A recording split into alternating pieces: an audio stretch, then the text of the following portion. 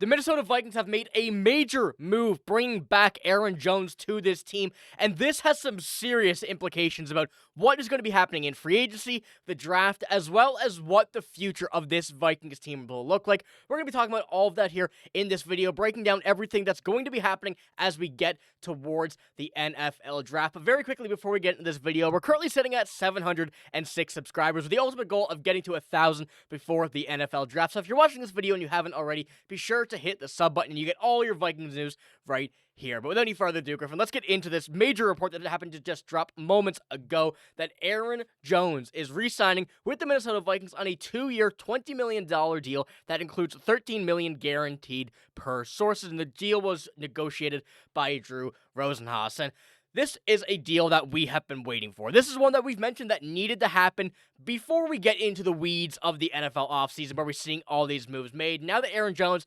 is locked up, this gives us a very good look ahead at what is going to happen with this team starting in the draft. The NFL draft has been a spot of a lot of uncertainty with the Minnesota Vikings when it comes to wherever they're going to be drafting with their first round pick. Although it is a late one and they do have a few picks later on, still not too many, there is some major factors that the Vikings are going to have to take into this, including drafting a running back, which we will get into in here in a moment. But Griffen, what are your thoughts on the re-signing of Aaron Jones? It's been a move that we've kind of been anticipating and hoping for, and finally we have gotten that after quite a bit of radio silence over the past few weeks.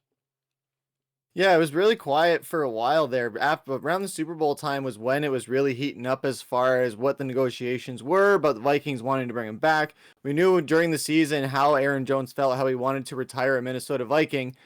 Now it looks like he's going to. I'm not saying that he's going to retire in 2 years. Maybe they bring him and extend him on another 1-year deal. If he is getting up there and just wants to continue to serve as a mentor type role, which he is going to eventually serve as, that we're going to get into in a second here.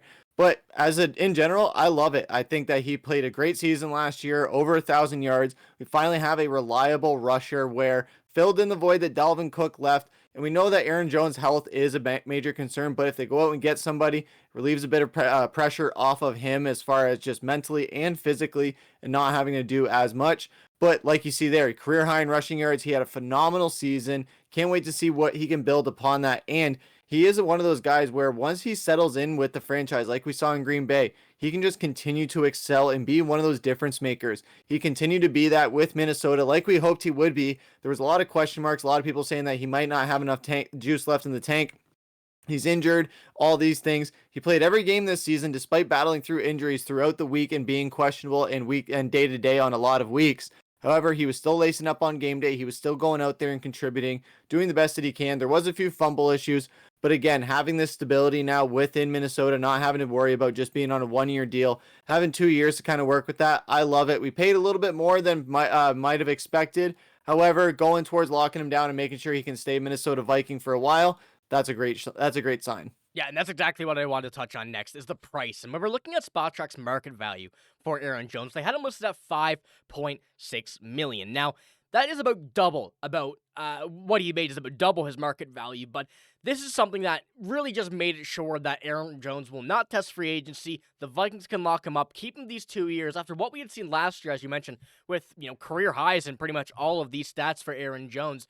This is bringing him back as a leadership role, the mentorship role on a possible move that could be happening near the draft, which we're going to be talking about here in a moment as well.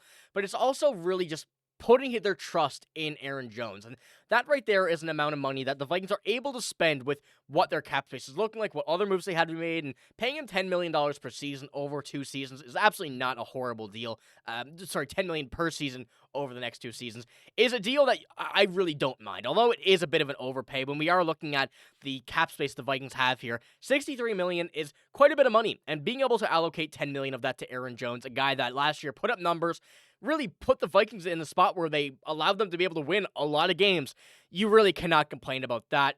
The age, I do understand, is a bit of a concern. The injury history, I do understand, is a bit of a concern.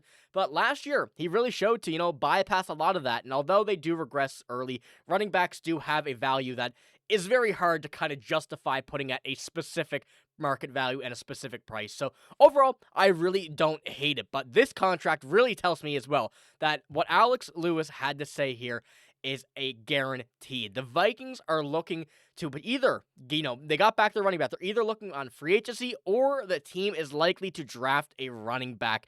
This is something that we've speculated here quite a bit and something that I hope we see. Now, there's a lot of, possible running backs that could be here in the first round, but I'm still very, very high on one. A lot of Vikings fans seems to be high on one, and Cam Scadaboo later on in the draft. So, Griffen, I want to know, first of all, what do you think about the price tag? Obviously, it is a bit expensive, but when you're looking at the Vikings bringing in a running back in this draft, I think that you're paying him as well to be able to kind of be not a coach necessarily, but have that leadership role where you're paying him that extra bit to be able to lock him up and teach some of these young running backs how one of the best running backs that's currently in the NFL is able to do what he does.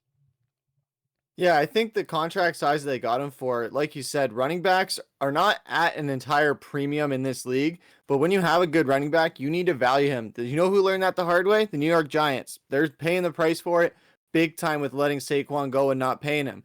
Indianapolis, they could have been in that hole as well if they didn't extend Jonathan Taylor as well. So there's a lot of running backs that are very valuable to their teams that are very worthy of big paydays. So the Vikings showed, hey, we value very immensely. We don't have to bring you in on a cap-friendly deal. We can show that, hey, we can back up the Brinks truck for you if needed and go way over market value to show that, hey, you are the leader of this backfield. You are who we trust as our workhorse. Maybe not as 20 touches plus per game, but definitely around the 15 to 16 mark per game or a little bit less, depending on who they draft and how they excel. And Cam Scadaboo, I think as well, that's a very appealing one. A lot of people are wanting that. He'd be a perfect fit and the perfect complementary piece to Aaron Jones. Just depends on where you can get him, because I know the Vikings are going to have to go out and draft a defensive back as well. Malachi Starks is probably who their first round prospect is going to be for that. But if Cam Scadaboo can drop to the second or third round, that's going to be the big steal for Minnesota. But overall, like I said, they paid a little bit more than they probably should have for Aaron Jones. But again, it does go a long way towards showing, hey, we trust in you. You're our guy. And we're not hoping on letting you go anywhere else. We're hoping to keep you here for a while, let you retire a Viking, and be one of these franchise running backs that a lot of teams desperately need. Yeah, and I think this is a lot about the quarterback as well. And we've been looking at either realistically Sam Darnold or J.J. McCarthy. And now a recent move is made across the NFL. And the video that I mentioned yesterday, it does seem like the Seattle Seahawks are going to be putting all eyes and all their chips into Sam Darnold. So that really kind of puts us into a situation where we need every asset we can get for J.J. McCarthy. And I think that having one of the best receiving backs in the league in Aaron Jones, while also being a stellar runner last year, really helps out J.J. McCarthy in all assets of this game, while also being able to add another running back on top of this who, may not necessarily split time, but being able to do two running back sets and kind of all of these formations that the Vikings really couldn't do before, and especially the way J.J. McCarthy did in college with Michigan. This is going to create a real offensive, kind of breakthrough, I hope, especially with whoever they do end up drafting here in this NFL draft, because we're going to want the assets. We're going to need the assets. I think Aaron Jones he absolutely was the best running back available in free agency, and the Vikings had that hand that they could go back and get him early, and they did so. So I think it was actually a perfect move. The price, as I mentioned, may be a bit high, but it's something that was necessary to do when you're looking at the future, being the next few years of this team. It was a real necessity. So I'm a big fan of this move. But Griffen, you got anything else before we finish this one off here? It's going to be interesting to see what chaos ensues on Monday as far as what moves they make on day one and just as the first week of free agency unloads.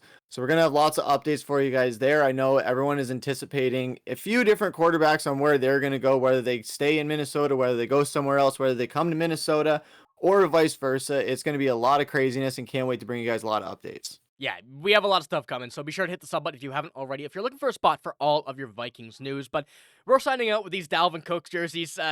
33 is more of a recent number, but we've had some in the past. So, like I said, that's all we got. Thank you for watching. Hope you have a great day. See you later.